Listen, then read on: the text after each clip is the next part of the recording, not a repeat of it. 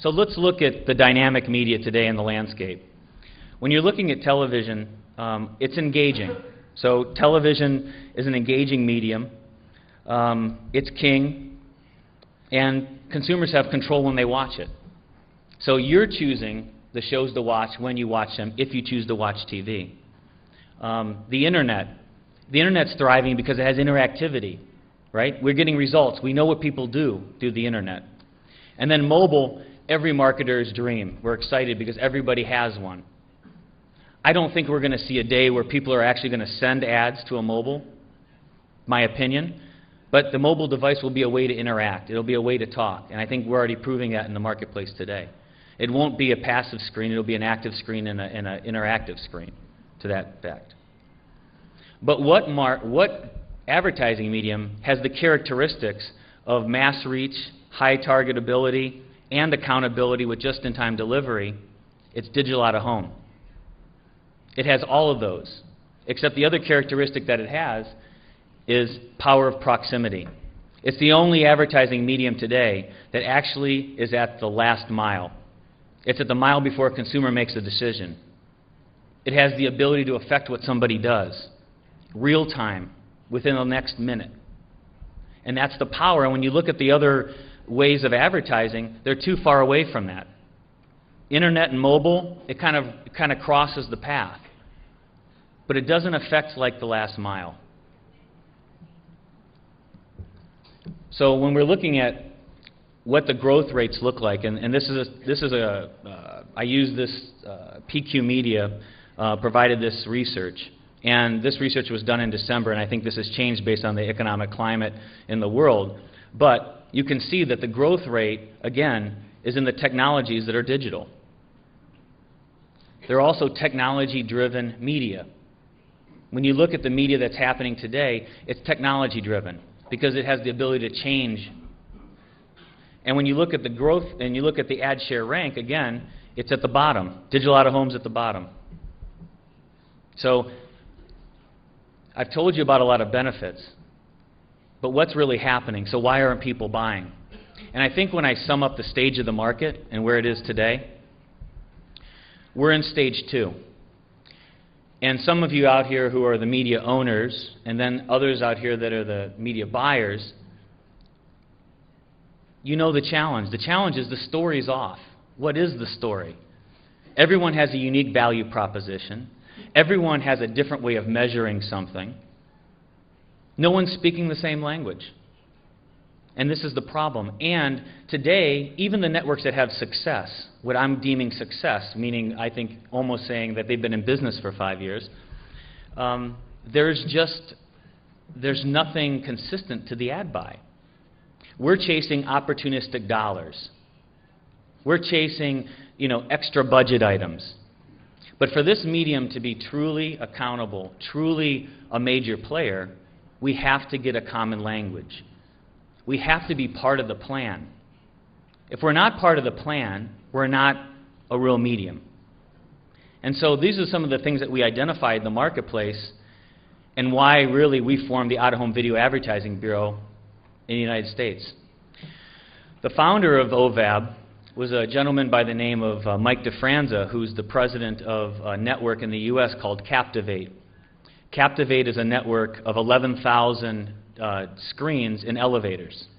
So they have 11,000 locations in the U.S. commercial buildings that show news, entertainment, and advertising. They're owned by a newspaper called Gannett. And even at 8,000 locations, which he gave the advertiser the mass that they wanted, he gave them the demographics they wanted, but it wasn't large enough. And he didn't speak a language that was comparable to other media. So he came up with the idea for OVAB. So there were 8 founding members of OVAB, and the founding members and the membership kind of spans across all these different groups. And all these different groups all have a unique value proposition, but from a media buyer and planner standpoint, nothing was consistent. So how do we get all these different groups that purely have the power of place, purely have the mass that everyone wants, but not individually? You're never going to go into the health clubs and give the advertisers the mass that they want, but across all these different places, you can.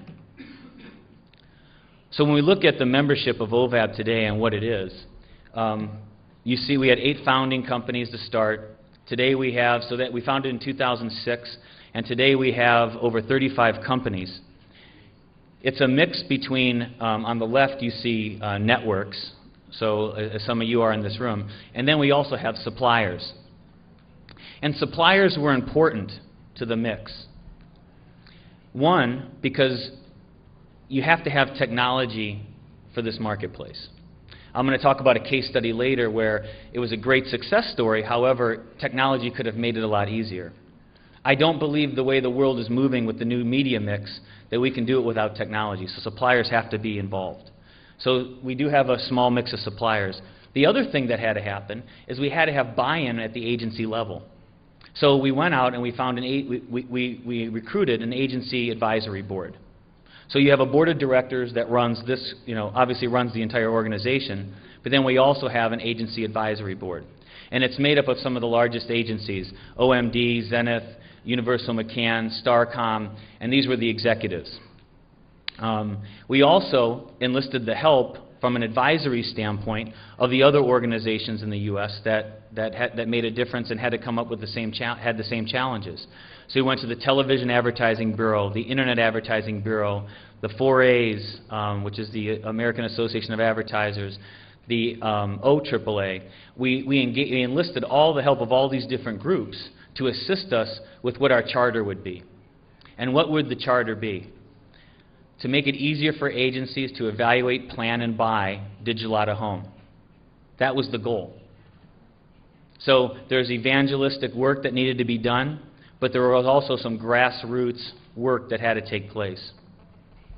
When you put all these different companies together, this is what you get. You get mass, but you get niche. And I always say, in the fashion world, they say, every fall they come out with a new statement. Brown is the new black. I call niche is the new mass. Because across all these different networks, you have the ability to get the mass that you want and the audience reach that you need, but you also have the ability to drill down on a one-to-one basis because you have flexibility in these markets. You have flexibility with these networks. You can actually, as a marketer, speak one-to-one to the masses. No other medium can you do that. So if you take into account our goal as OVAB was to help media agencies evaluate, buy, and plan the media, I come back to the common language. We had to get to a point where we had one language to speak to. And when you look across all these different media currencies that are available in the market today, TV, internet, radio, print, outdoor, they all have a different metric to get to the measurement. And the standard measurement today is an audience. I think everyone in this room will agree that as long as you can tell what the audience is, you can evaluate that against other medium. And again, going back to one of the major problems in this business is the fact that everyone was giving a different figure for an audience. We all realize that audience isn't the holy grail, but it gets you to the game. So we knew we had to do this first. So when you look across the different metrics that are used, everyone has a different program for doing that. And with OVAB, we came up with a formula. And the way we came up with that formula is we enlisted Nielsen and Arbitron as part of our standards committee. We enlisted, all the agencies, the agency advisory board, and also all the other groups that make up the TV, internet, radio, print, and outdoor industries, so that we were able then to evaluate their processes and get buy-in from them that when we measure our media against theirs, it would be comparable. So now, what we've done and we launched in the fall is the ability for an agency to take our medium and say, that you're telling me that you will deliver 30 million impressions of the audience, and it can compare it against all the others. That's only a first step. Again, it only gets us to the conversation.